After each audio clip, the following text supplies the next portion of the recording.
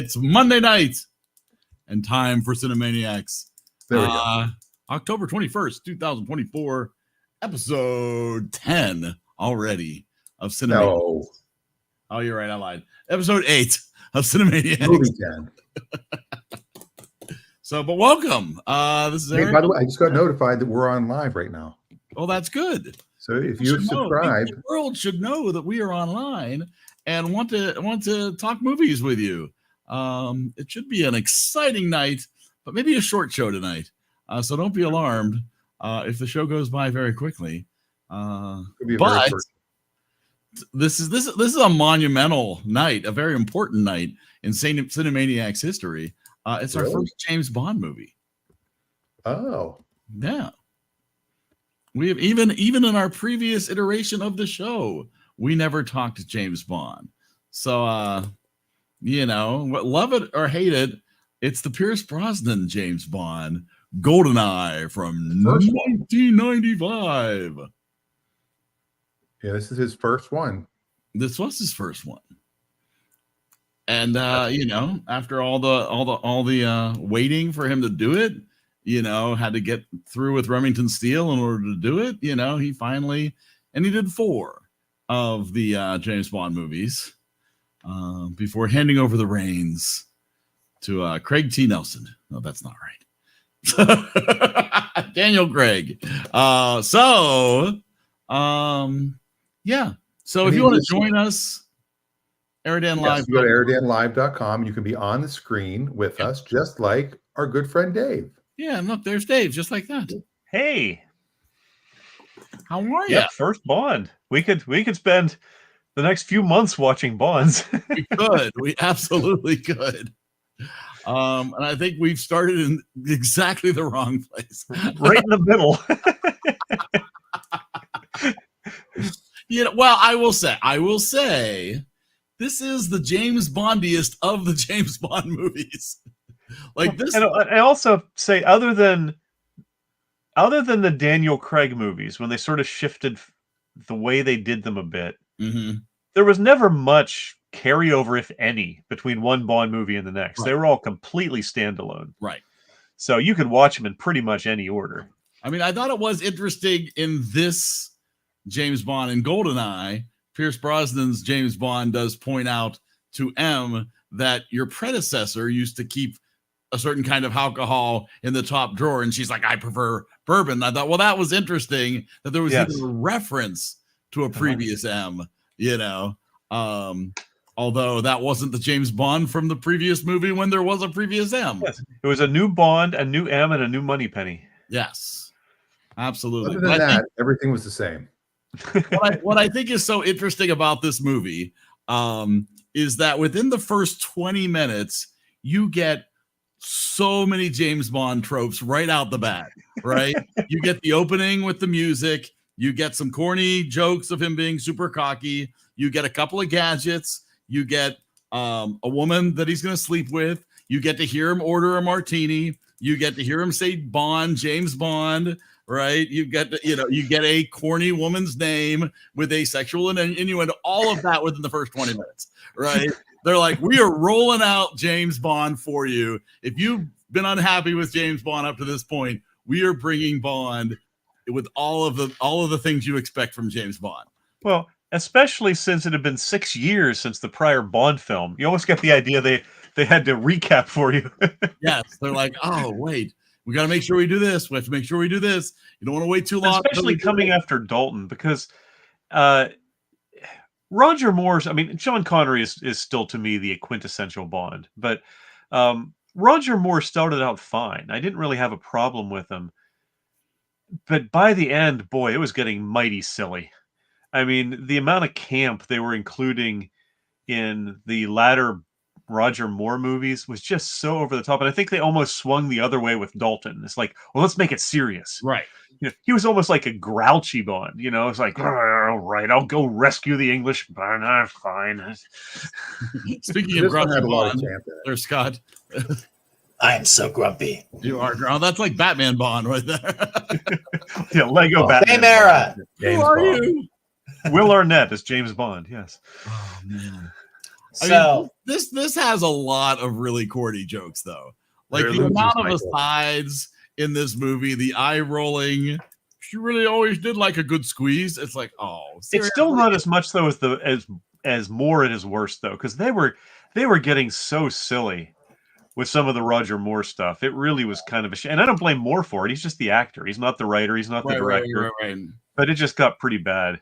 I'm sorry. If there's anyone to blame for James Bond having too many one-liners in the 80s, it's Arnold Schwarzenegger. Okay? He had a one-liner every 5 minutes, and James Bond said, well, I can cop that. So, no, that's what you need to be looking at. I just find it fascinating that the guy who directed this had to save Bond not once, not twice. Yeah, Casino Royale. But twice. Yeah. Exact same guy. And then he went on to save the DC universe by making Green Lantern. That is the biggest joke out of all of this. Hey, we got to see what happened with that at the end of Deadpool 2, right? Exactly. Oh, my word. Oh, your word. This movie is so much fun, though. I mean, when's the last time you just are casually looking at a brick wall and a giant tank comes out of it? Like, seriously. We need that more often. There are fun moments. There are fun moments to this movie. But I didn't think it's good. I think it's good. I mean, it's above average James Bond. Is how I would put it. It's better than the worst Sean Connerys. It's better than the worst Daniel Craig's. It's not bad Bond. I think it's the best of the Pierce Brosnan Bond because the other ones get incredibly more campy as they go on. The next three after this get incredibly campy. Well, he's still Remington Steele pretty much. Yes. Yeah. He expects Stephanie Zimbalist to come in any moment. Yeah, or Ray Romano's mom. It's true. And I mean, The World Is Not Enough. The theme song is sung by a band named Garbage. It just lets you know what you're in for. Nice. Yeah, but at least it doesn't have anything quite as bad as the A View to a Kill. We had Allison Duty as the Bond girl. That was kind of cool. As Jenny Flex. That was her name. A Bond girl named Jenny Flex. Wow. Missed that. That's progressive, guys. Now she has muscle. So are they still sitting on what to do about Bond? They haven't announced a chosen Bond. They haven't announced anything. And it's been 21. It's been 3 years since No Time to Die came out. They did kind of kill him off. I know they did, but certainly they're planning to continue the franchise. Yes. Yeah, there'll be something. They're being really careful about who they pick and how to move forward, because a big part of the criticism of the last movie was that they were going to yank it and push it off another direction. I was like, it's just because they had 007 as a black woman. Like, that was the idea, is that James Bond was like the name that they used for the agent who had that number, which is how you get the continuity of all these different Bonds and all these different eras, because they all are different people. That's the theory. I don't like that theory at all. I don't like that theory at all either, which I also don't like the last movie, the last Roger Craig movie. No, I will agree. The last Daniel Craig movie. Really the last Craig movie was not just disappointing, it was bad. I really did enjoy Daniel Craig as Bond. I did too. And so, but I was very disappointed with the last movie. And as Adam points out, GoldenEye was a decent movie, but the video game was way better. I spent hours and hours of my life playing GoldenEye. And listening to GoldenEye, just pausing the game.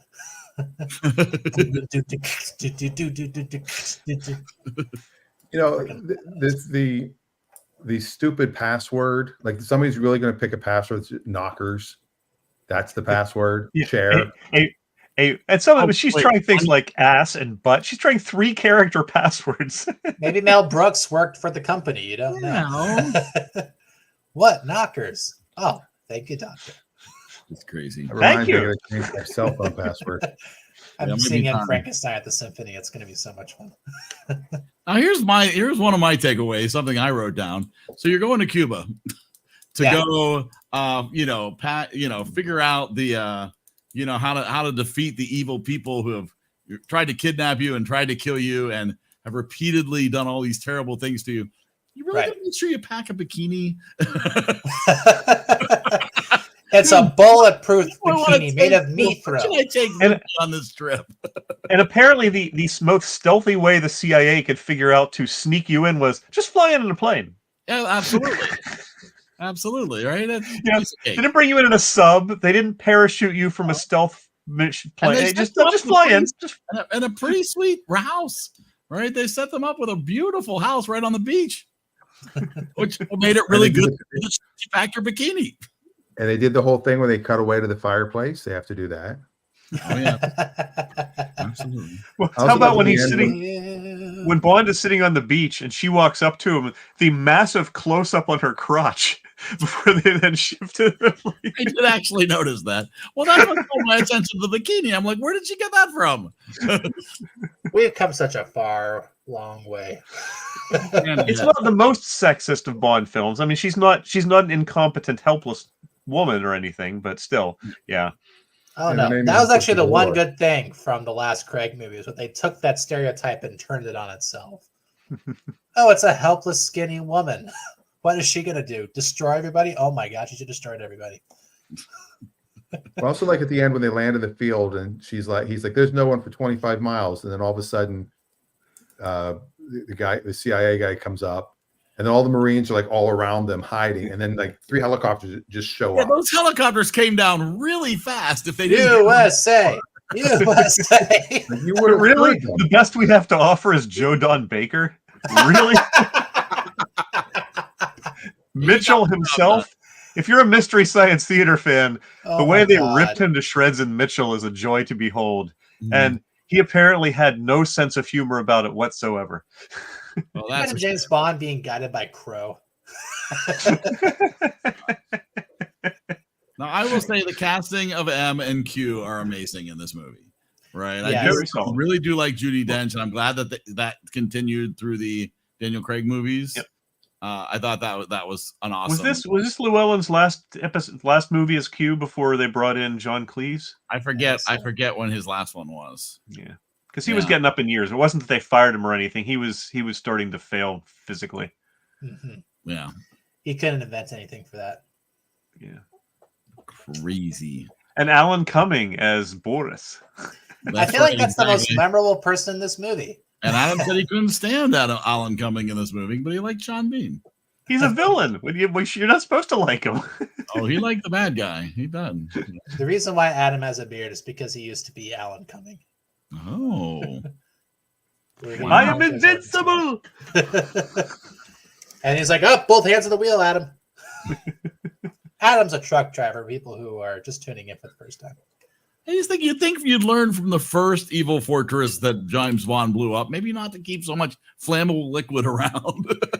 Yeah, they never really explained why they had these massive amounts of. The other thing is, and I get it, it's an action movie trope, but why does everything explode? I mean, when the transmitter tower in the dish explodes, it was just a mechanical metal structure with some motors. There's nothing flammable even in it, let alone explosive. It just had something to say, Dave. They had built the miniatures. And they're like, I got some M80s. Let's take this thing out. Oh, and that was the other one too. When the dish is coming out of the water, there is some horrible backwards footage that they use in there that is so obvious. The water is so distracting. Oh, yeah. I have to say, though, a practicals explosion is so much more satisfying than any CG explosion I've seen in the last 10 years. Absolutely. Don't disagree with that at all. I mean, it was 1995. This is the year of Hootie and the Blowfish. And we were almost to Mask of Zorro, which was the last practical effects king of the action movie era of the 90s. The stunt work in that is great stuff. I did think the action scenes, the fighting scenes in that were well filmed.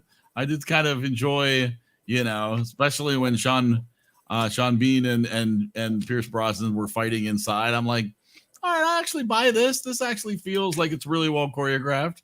Like, it felt like a rather physical fight where he was slamming against the walls. Yeah. I'm like, all right, I this actually works for me. They actually used Sean Bean in a fight scene, unlike Equilibrium. They just killed him at the beginning of the movie. Another thing that was well done, and I give Brosnan credit for this, the couple of scenes where he's being crushed by Onatopp, his facial expressions, he really does look like he is. Oh, yeah. He doesn't look like he was having a good time. Is this the only movie where Sean Bean has died and come back to life only to die again?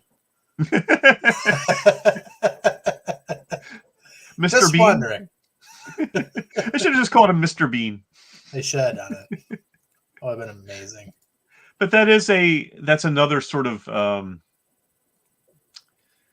trope that they used in some of the Craig movies too. The old, the ex-British spy who's now disgruntled and is now working against them.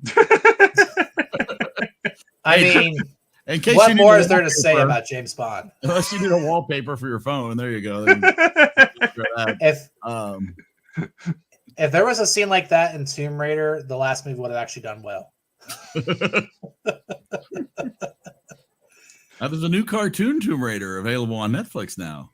I might be willing to rate Brosnan as maybe the third best Bond. I don't know. It's third or fourth, because I would say Dalton and Lazenby, depending on how you rate them, are at the bottom. Yeah, I do agree with that. And Craig and Connery are at the top. So then you've got sort of Moore and Dalton in the middle, and Brosnan in the middle. Isn't part of the problem always who was the first one you saw? Because Roger That's Moore part of it, but it's also so dependent on the director too. I mean, it isn't just the actor. Like I said, I think Roger Moore was somewhat ill-served by some of his directors. Yeah, and music choices. But Roger Moore was my first one. I mean, that Moonraker, and I do not like Roger Moore as Bond. He's not. I like him in some. Despite the camp, I find Live and Let Die an enjoyable movie, and it has one of the best theme songs of any Bond film. Ooh, but let's talk about this theme song. Please don't. Rough. This is rough. I mean, I think they did the right thing getting Tina Turner. You think, oh, that makes total sense. Tina Turner doing a James Bond theme song. And then she sounds like Eartha Kitt. I think she kind of phoned this one in. I think it felt very forced. Yeah, she got very Yoko at the end. The other thing I've always find interesting, and again, this is just suspension of disbelief stuff, but I always find it amusing so they went out of their way. When the Russian soldier is sitting on the commode, he has a Russian newspaper. You can clearly see it's in Russian. They're speaking Russian to some degree, although then they switch to people speaking in English and Russian accents because you have to be able to understand them. Right. But then on the screens, it's weapon armed in English. And it's well, It was actually the FBI the whole time, guys. They're keeping an eye on them. Oh, that's it. You just couldn't tell they were there. The other one is when they came out of the elevator. This is I didn't make I made a mental note because I was watching this on an airplane. Mm-hmm. I could have written on an airplane, I'm sure, but I didn't. The elevator opens, she's laying on the ground. Right. And the guy comes in and he comes from above. Like he could have just been hiding by the little panel off to the side. Totally. He didn't have to be up high. Also, he was doing his best Tom Cruise. I'm sorry, if you're gonna do a frozen death 3 years after Terminator 2, you better do it right. Like I wanted him to be like frozen. He wanted to shatter. Shrapnel comes over.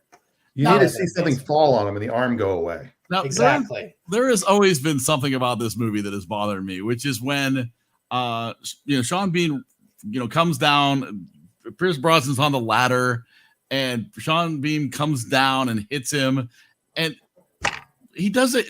James Bond does a somersault backwards as if there is gravity on the ladder. Right, I'm gonna show you this because this has bothered me my whole life. Is this moment here where he slides down and he not how gravity works. Well, they should And have that in also- Temple of Doom. And does anybody else get a really strong Luke Skywalker in the Cloud City and he's dangling from that? Because it's like, wait, this is the end of Empire. What's going on? See, that's why Sean Reversed. Bean should have come back after he was caught in that explosion in a black mask, you know? Oh yeah, and the woman could have brought over the Millennium Falcon, raised him up underneath, lowered him down in. But then Sean Bean also falls, lands, and he's like, and he opens his eyes. I'm like, no, you're dead. You fall that far. You're not Oh, surviving that fall. Yeah, that wasn't I'm hurting. I hope the scaffolding doesn't fall on me. Or maybe, guys, Oh, he Or was maybe fine. Barely it a was the flesh wound. trifecta. It was the trifecta. Sean Bean dies 3 times in one movie. You're not wrong. And while I agree with you, Scott, some of the practical effects were really nice in this movie. We can't ignore the cheesy electrical effects during the EMP Oh sequence. my god. Well, I totally believe that those retro rockets were in space. I don't know about you. Those are like Jaws 3D level CGI effects right there. Yeah, the CGI satellites were pretty bad looking. But they were shaped a lot like the SpaceX thing. That's true. Little bulbous.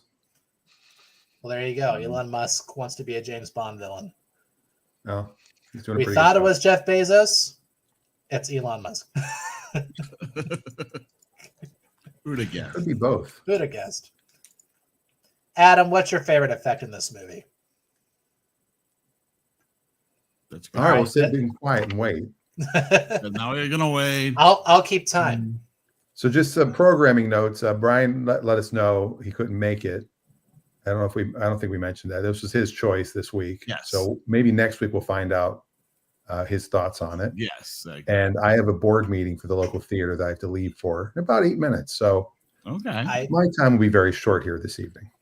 Final scores. Wait, we don't do that. No, Mr. Rosenberg, I expect you to leave. Nice. I mean, Dave, you're the only person here who doesn't look like Blofeld, so be careful. I actually have a stuffed cat that I'm stroking. There you go. Throw me a freaking bone, people. How about no? Scott, you What? just don't get it, Scott. Donald There it is Pleasance as again. Blofeld is one of the great casting choices. This was a couple years before that movie came out, too. So the question I have is that did James Bond get purposely worse after Austin Powers came out? Well, they couldn't do any of their old tropes because he ruined them for them. Right. So they just Well, made a it is really interesting shitty 'cause- remake.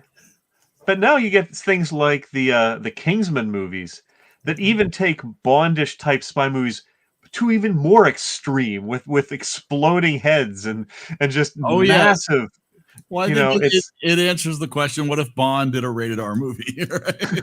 And we actually loved it. You know? What if the kid with glasses wanted an R-rated movie? What if the nerd from Robot Chicken was in a Bond movie and it was rated R? I love that movie.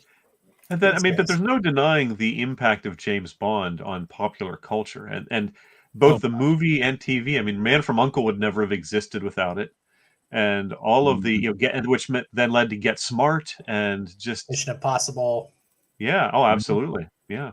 The Incredibles Powers. is basically James Bond, Mission The Impossible. Incredibles Indiana is Jones. Fantastic Four crossed with James Bond. Yeah. Mhm. Yeah. Because they couldn't animate capes yet. And people saying last name, first name, last name. Mm. Actually, that is my running joke. Whenever I meet someone they don't know my name, I always introduce myself as James Bond first. And I do the whole thing. Bond. James Bond. Wow. They're like, no way, your voice is too high. That's because Maybe- Bond, James Bond. Then That's you get someone with multiple first names, and it gets really confusing, like Michael Vincent, Jen Michael Vincent. I like to say Docious. Bond. supercalifragilisticexpialidocious. I say Bond, Gold Bond, medicated powder. Wow. That is an epic rap battle. James Bond versus Austin Powers. Nice. Everyone should watch that. That's true, and of course this Austin Powers is it's almost interesting because it's a mashup. It's really a combination of James Bond and then your Michael Caine British type, Alfie type movies. Mhm. with this whole, because you get it's interesting because you get the Austin Powers side is spoofing one genre, while the Dr. Evil side is spoofing a completely different genre. And then you have the whole SNL idea, where I would argue that every scene could be its own sketch in a movie. It's the same kind of writing. I mean, just imagine if there was a world where Dana Carvey was Austin Powers. You never saw Opportunity Knocks? I don't think it's not on his part. Nobody did. I did twice. Actually, I Just saw to make sure you saw it. But this is the first Bond movie that features no content from the original Ian Fleming books. Oh wow, really? Yeah. Wow, I didn't know that. That's interesting. I used to like really reading those books. I mean, Yeah, They're really good. growing up, I read a lot of the books more than I saw the movies. and he also wrote Chitty Chitty Bang Bang. This is also true. And that's also the guy who played Goldfinger also played the king in Chitty Chitty Bang Bang. Oh man, deep cut. That is a deep cut. Imagine Goldfinger walking up to Bond and saying, "You're my little touchy face." Touchy face. Truly scrumptious as a Bond girl. Well, that's a good name though for a Bond girl. It is actually a Bond-like name. You're Seriously. right. It's a fantastically Bond name. I hadn't thought of that, but yeah. I'm truly scrumptious. Well, of course you are. Truly scrumptious. I was going to say the same thing. Yeah. Wow. Want to blow my toots? Although I will say, I'll thank Brian Sorry. for picking this, because now that they're all on Amazon, Yeah. Prime, I'm going to, I think, start with the first one. Just watch them not straight through, obviously, but Dan's gonna call off work for the next 2 weeks. yes. Dr. No with the most iconic bikini in movie history. That's Very true. true. Because James Bond is wearing it. Well, and Mike Myers wore it in an Austin Powers movie. Also, the most realistic dragon in any movie, too. Oh, This yeah, that's one- right. From a car side, this is the first one that this movie introduced the BMW Z3. Which is no Aston Martin. I'm sorry. No, No. but it was commercially available, and this was it's now it's the a Z4, beautiful convertible. There's no doubt. or as they call it in England, the Z3 Interesting. and the Z4. I also don't understand why they decided to kill Bond and Natalia by tying them up in the helicopter and programming it to fire missiles. That was the most convoluted. That's what sort of leads to the whole Austin Powers. Well, we're going to leave you in with the sharks and leave the room. You know, Because Sean Bean watched Take him MacGruber. out. Just take him out. yeah, do your You just Seth don't Green. get it. You just don't get it. You just don't get it. I'll shoot him. Let me do it. I'll go in and shoot him. Scotty doesn't know. Scotty doesn't know. So the missiles were supposed to take off and turn around and shoot back at Right, to destroy the helicopter. destroy the helicopter, but And they I guess leave they would have then framed them for stealing the helicopter in the first place, maybe. but then they left the eject button right beside his head so he could do that. Yeah. And he had to hit Don't it press the multiple eject times. button. I know you can see it. Amazing. Yeah. Amazing. Well, before I go, I will Yeah, say yes. I'm going to watch a lot more Bond now because of this choice. So Well, there you go. there you go.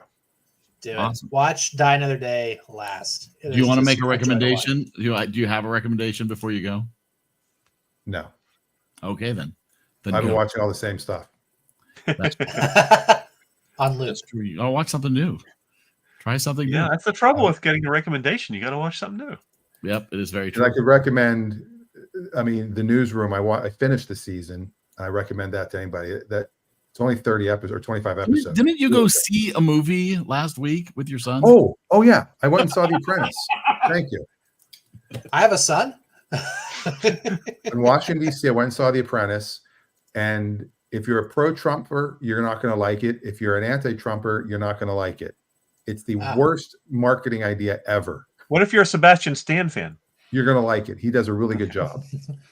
What if you like Charles in Charge? Yeah, maybe not so much. Okay. I think he'd be better than some of the options. But Yeah, so I think I wouldn't go see it in the theater again. It doesn't require to see it in a theater. I would definitely say once out on streaming, if you can watch it for free, by all means, have at it. I would recommend it. So there you go. 80% on Rotten Tomatoes from both audiences and that's critics. solid. I thought you had a recommendation. That's why I was leading. Thank you for reminding me. That's why I was leading you. Have a good meeting, Dan. All right, get out of here. All right. You did. Does Bye, anybody everybody. have any final Bond comments before we talk about other recommendations? Whoever the next James Bond is, Yeah. I hope they drive a tank through a wall. That's my only request. I don't care where they come from, Craig is what they gonna identify as. Craig is going to be hard to follow. It's true. I think they're going to go to a teen Bond, and we're going to get James Bond like around a 16-year-old James Bond and watch him grow up. It's possible to do the whole Star Trek thing. That I'd like a root beer float, shaken, not stirred. My name is Bond. Bond. James Bond. Could I have a milkshake shaken and not stirred? I always remember back to the Brady Bunch episode where is it Peter whose voice is cracking when they're and they're supposed to be recording a song and his voice keeps cracking. Yeah. Did anyone else ever think that Daniel Craig looked like Bing Crosby? Not till now. No. Big My blue wife did eyes. not like Daniel Craig as a James Bond. You know what's the first thing I ever saw him in? Yankee and King Arthur's Court, the Disney baseball movie, where the baseball player falls to the ground during an earthquake, and he's this bad, obviously B-plot knight who's in love with this B-plot princess who's played by Kate Winslet. Wow. So, all-star movie, though. yes. So if you want to see a movie about before they were famous, check it out. Nice. There's my. I guess that's my recommendation. Screw it. Bad 90s Disney movie. Well, apparently there was a 2010 version of the GoldenEye video game. Yes. Yeah. And Daniel Craig voiced James Bond in it. Oh, wow. I did not know that. Right? Okay, that's amazing. That's the only thing they upgraded. Everything else exactly the same. Which Bond did you guys like to play as? Oh, that's a good question. I don't remember. It's been so long. Thing is Connery was effortless. Connery felt like he just knew he was James Bond. And some of the others felt like they were acting. Yeah, you select Sean Connery in the game. He just plays by himself. I don't need you. Yeah. Kills everybody for you. Yeah, it'll be interesting if anybody puts up another James Bond movie. I will never forgive Roger Moore for being in a movie about James Bond when he's walking in a desert and they're playing the frickin' Lawrence of Arabia theme music. I will never forgive him for that. You said yes to this, Roger. What's wrong with you? He's just cashing the checks. Roger Moore did make the most Bond movies, though, at 7. Wow. Yeah. I think every Bond girl was younger than him by 7 years with each movie. Yeah, that's why he kept making them. Sorry. My name is... Shit, I forgot. Let's see, 3 directed by Guy Hamilton.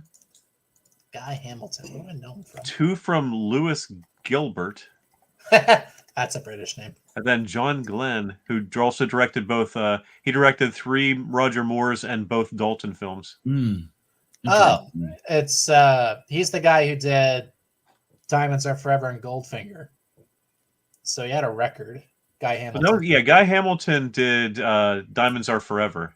Right. And Goldfinger. Yep. He also did Live and Let Die and The Man with the Golden Gun. So yeah, he had a pretty decent track record. None of those are bad. Name too. No, not bad. Oh, and apparently he did The Ringer. Oh, that's no, not The Ringer. Oh, man. Who was it that chose that? I don't remember who chose The Ringer. That might have been Brittany. That might have been Brittany. I don't remember. I'll throw her under the bus because she's not here. The Ringer was chosen by Brittany. It was part of a double feature with Love and Monsters. There you go. Love and Monsters I enjoyed. Love and Monsters was surprisingly good. Yeah, absolutely. The Ringer was not as bad as I thought it was going to be, but The Ringer, that's the best I can say about it is I feared it would be worse than it was. Yes, it was not nearly as bad as I thought it might be. At least it had Denham Elliott. That's too crazy. All right, do we want to move to recommendations, shall we? Sure. We're going to do them? Let's go.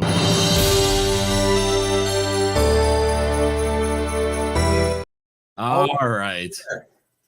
Chance to discuss something you would recommend. Ooh. Well, we only had 2 Halloween movies this month. Are there any Halloween movies you guys can think of? Well, the next I'm choosing the next movie, and I've already chosen a Halloween movie. See how yeah? What you got? So there you go. What We Do in the Shadows. What do you do in the shadows? From 2014. Oh, it's not the TV show. This is the movie that preceded the TV show by 5 or so years. Oh, okay. Yeah, I don't know this. I really don't know. I think I saw some of the TV show. You would. I've never watched the TV show. I'm aware of it, but I've never watched it. Interesting. But I love the movie. It's really That's from 2014. Yes. Available 2014 streaming on for rent on Amazon and Apple. I think my brothers recommended that show. They don't pick bad shows. Rated R. Oh boy. I know. Be prepared. Controversial. Be prepared. No, that'll be good. I'm excited. I'm excited to watch something Halloweeny. This is. I was going to pick Dave as an election-based movie, and I like Dave. I think it's an excellent film. This is more fun. I just wanted something more fun. Not Charlie Brown. You're not the guy. Whatever that election one was. I was going to pick It's Only a Bill. All right, this is not my recommendation. Are you sure? Woof. Absolutely, but I will say, if you like a jump scare Halloween movie, right? I do not. So let's be clear on that. But I actually went to the theaters and saw Smile 2. Why? Oh, and I heard good things about this one. It is really well done for this kind of movie. Had you seen the first one? Yes. Okay. Long story about why I saw both of those. Not my choice. But I will say this one's better than the first one and really well done for that kind of movie. I personally get annoyed by jump scares. It's too much. But yes, that's perfect. See, Dave could audition for that. That's awesome. But my actual recommendation, because that's not my recommendation, is I'm gonna go with it's only 2 episodes in, but it's shrinking. Season 2 on Apple TV. Harrison Ford has picked up very nicely from where it left off on the first season, and I don't think it's missing a beat. Is Heidi Gardner back? Who? Heidi Gardner. She was the patient he was seeing in the first episode about who had a rather shocking conclusion to her arc in the first one. She is back. I think everybody's back. I think they got the whole cast back. I said it's only 2 episodes in. It's going to be 11 episodes for the season. So it's actually one louder. Yes, it's one louder than the last season. And I think they're nailing it again. It's same quirky attitude, same blunt humor. If you enjoyed the first season, you will definitely enjoy the second season. If you missed the first season, it's time to get caught up.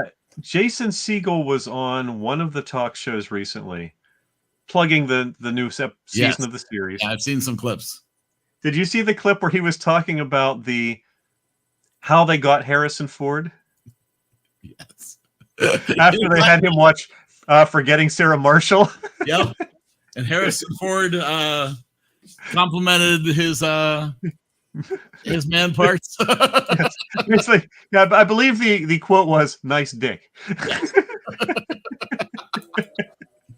Which why wasn't that in Indiana Jones 5? Like that would have made the movie.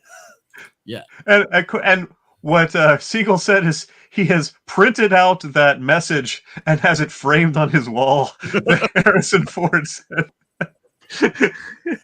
Would you rather have Harrison Ford like praise your acting or praise your man? Right, exactly. No, it's better than praising Arnold Palmer's. So That's Oh, there you go. There it is. Sorry, Brian, you Now weren't you here. We went, got now you political went anyway. political. All right. But I will say Shrinking season 2. Although I miss the show that just drops all the episode at once. It feels like it's been a long time. I'm sort of putting it off because I want there to be more episodes available till I start watching it. Yes, I do understand that. So yeah, just 2 available currently. Mm-hmm. Guys, you know that I hate to admit when I'm wrong. It's just who I am. Most people do. Yes, that's a fair point. Thank you, Dave. I am most people. But there is a movie that I was really wrong about, and I want to apologize to the people who made this movie, even though it's 10 years old. I saw Paranorman. Oh my gosh. What a stunning movie, and what a hell of a climax. I love that movie. It is. I've only seen it the one time in theaters, so it's been a long time, but I really enjoyed it when I saw it. Yes, Dude, me too. I know so much more about stop motion now than I did when I, passed it over. And the amount of work that went into this, when this was not done with computers for the most part, oh my God. Like, it is incredibly detailed. And honestly, it did the whole family trauma ending years before Disney made it way too old. Like, so it is totally worth it. I mean, Aardman and Tim Burton are obviously 2 studios or directors known for stop motion. Who did Paranorman? Oh my God. Help. Focus. No, that's not the studio. Yeah. It's because I remember seeing it, but my memory is, and I remember enjoying it, but I don't remember a whole lot about it. Well, it was all shot on a Canon EOS 5D. Wow. Which is hilarious. Next time someone tells you that you can't shoot a movie on a camera that can fit in your hand, tell them that. It's Chris Butler. It's the same people who did Coraline. Oh, okay. Yeah. Okay. Leica. It's Leica. Yes. Oh, yes. Uh-huh. Thank you. Absolutely. Yep. No, I was astonished and stunned by how beautiful this movie was. It's a little slow in the beginning, but it picks up real quickly. And if you love gray animation, if you love a solid storyline with a really funky twist right in the middle of it, doesn't wait to give it to you at the end. Like, oh my gosh. It's been so long since I've seen this, but the depth and the darkness. And they followed this up with the Box Trolls and Kubo. Yes. Yeah. I know. Maybe that's why I didn't want to see it. But... And the Box Trolls is very good. I enjoyed the Box Trolls. Kubo. Now, Missing Link was a step down. Yes. Yes, it was. And it's no Frankenweenie. No, it's no Frankenweenie. They knew what they were doing. You would think. Yeah, I still think Paranorman. That's exciting. That's got to be streaming somewhere, right? I think so. I think that's on Amazon Prime. Yeah, it's on Amazon Prime. Oh, even better. It's a lot better than I thought it would be, and I loved it. I think I might like it better than Corpse Bride, actually. Wow. Well, that's saying something. Mm-hmm. I don't really think I've watched anything terribly new in the last week, so I'm not sure. I mean, I certainly have tons of old movies I could recommend, but that's really just to me, that's not what this is about. So no, well, it's it's nice if it's streaming somewhere at least. I did actually. One thing I can mention is if you are in the mood for Agatha Christie-like mysteries, the 1945 movie, And Then There Were None, which is based on 10 Little Indians, is actually pretty well done. It's moody.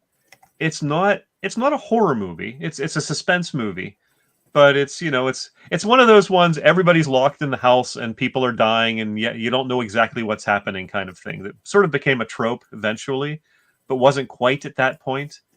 And Barry Fitzgerald and just a solid cast. Yeah, I would recommend that if that's your type of movie. That's from 1945.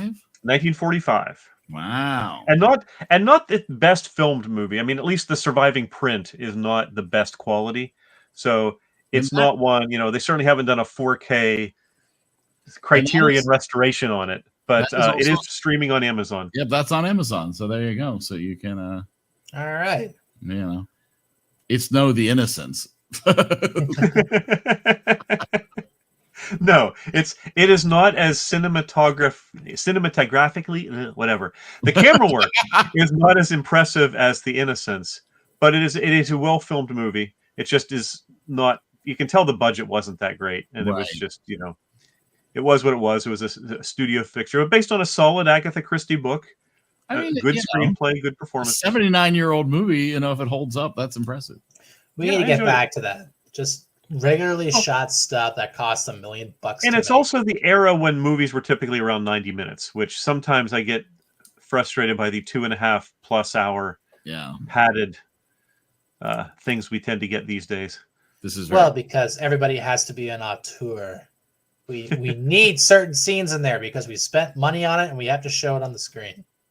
Speaking of showing things on your screen, Dave, I have to know, what is that VHS behind you with the blue sky on it? Because I've been looking at that for almost 2 years now, and I can't figure out what it is. What, the top shelf that you can see? Yes. I don't rectangular box that's like half blue, half green. I think it's a game. Over, more, cheer, yep, more. Keep going. Oh, the dark blue. That the dark one. Blue. What is that? There it is. That one there? Yeah. That's the deluxe collector's edition of Castles of Mad King Ludwig. Okay. Which is a great board game. Okay. That's what I thought. I thought it was probably a board game. It is. Your background's always out of focus. I don't know if these are games or if these are movies. Most of that's games, if not all of that's games. Never knew he was a gamer. They're a board game family. My first Royal Collector's Edition. Ooh. Wow. That's actually a gorgeous box. Yeah, that's awesome. Wow. A fun game. That thing is huge. Yeah, that's significant. It is a game where you are building a castle. And you are competing against others to build a better castle. Wow. That was a huge box. I thought that was like an 80s computer game. It does sort of look like that. You were so disappointed. Like a Commodore game or something. You were so disappointed. When the Shrek Collector's Edition of what it became was a Thimbleweed Park. When the guys who had made the original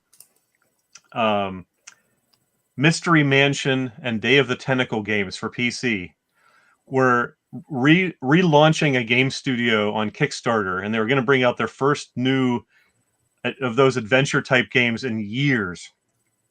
And one of the things they were actually having as a stretch goal was, if we get to a certain level, because Day of the Tentacle, which was a great game, had this weird cylindrical triangular box that I still have one downstairs that always fell off the shelf because it doesn't fit anywhere. It's such a stupid shape, but it was very iconic. And they were going to have that as a stretch goal, that you could get that box for their new game. And they reached the stretch goal, and when they tried to figure out how expensive it would be to produce, they said, "Sorry, guys, we just can't do this." It's one thing when you have LucasArts sponsoring you and you can have fancy packaging. We can't afford this. That's fair. That's fair. Going back to the animated stuff, Adam says he liked Kubo a lot. Kubo is an excellent movie. Yes, Kubo is an excellent movie. That's a beautiful movie. Yeah. It really, the visuals in Kubo are just spectacular. Mm-hmm. Yeah, we watched that here. Yes, we did. Yeah, we did. Kubo in the 2 strings, 3 strings. Did Amanda choose that? I know that's always been on one of her short lists. That is the 2 strings.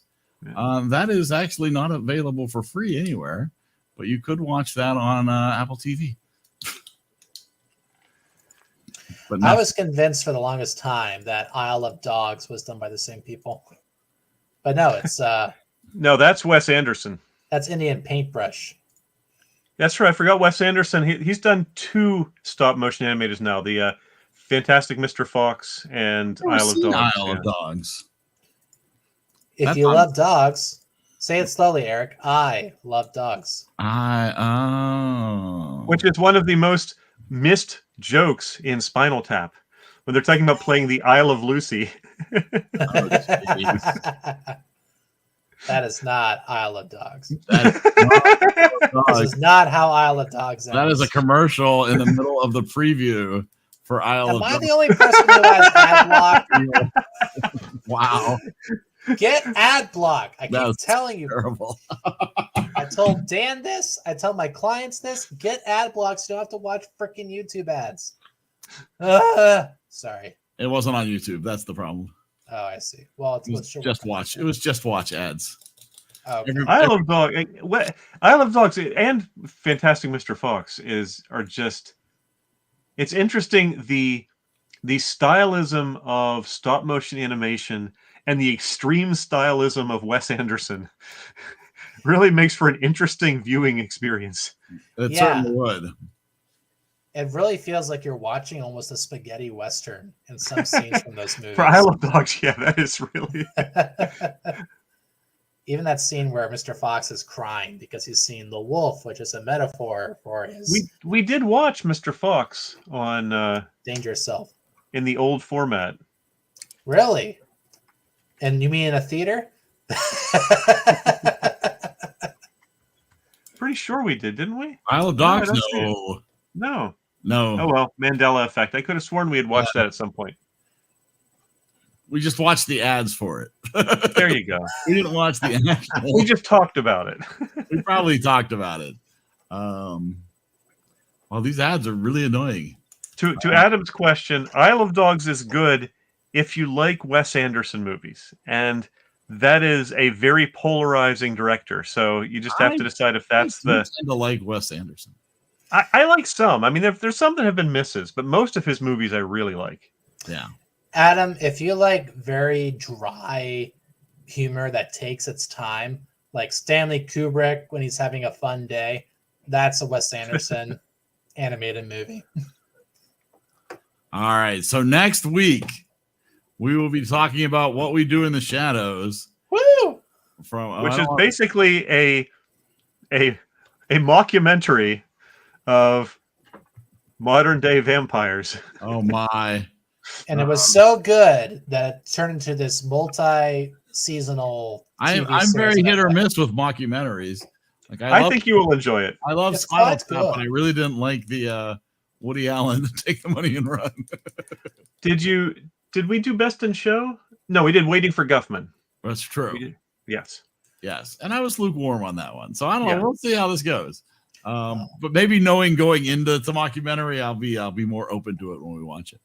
Well, Spinal Tap 2. My wife really likes the TV series, so she'll be very excited to watch the. They're doing their final season now. That's currently airing. Which will be their last season. Yeah. It's a really good show. I love All it. right. So, any final comments? Anybody want to plug a comedy special? And what do you got? Wait, what comedy special, Eric? What are you talking about? I don't know, Scott. Do you have a comedy special that you would like to plug? Well, I don't have a comedy special, Eric. I'm not as funny as you, but I know someone who does. And that would actually be my friend Dan Rosenberg. If you love his comedy special, in which case you haven't seen it yet, you should probably go ahead and check it out on YouTube at comedy special available at danrosenberg.com or whatever you can watch videos. We should register Rosenberg, danrosenberg.com. He actually just registered. Maybe I shouldn't say this, but he actually just registered Dan Rosenberg with a U. Yeah, he said that because people spelled his name wrong. And he's like, oh, what if I did that? That's going to all be possible mistake. Dan Rosenstein, Dawn Rosenberg. Oh, man. Bird, His Rosenberg. director, Igor Breitbart. All right. Well, I think this wraps up this fun-filled episode of Cinemaniacs. We're going to have to get somebody to sign up for the double features, though. It's gonna happen. I mean, if nobody takes it, I'll take it. Who has not chosen a double feature yet that is therefore eligible? Only you and Scott have chosen a double feature. Okay. Or ineligible to choose. That's right. So Eric could just grab it. So I might just grab it if it's available next week. At which point, prepare thyself. Are you saying outside and maybe rating, but in your double feature, it's entertaining? I'm just saying, after Sleepwalkers and Kindergarten Cop, the glove. I only picked one of those movies. The other one was The Innocents, which you also loved. That's Wait. true. Kindergarten Cop, man. Oh, it was so we've had experience. some rough weeks, man. It's been a rough season. I'm just saying. Just a rough fall. Key term, fall. Yes, we have definitely taken the fall. So join us back here next Monday night. We will talk about what we did in the shadows. And what? Absolutely. And Adam has a soft spot for Garden Harp. It's his head is the soft spot.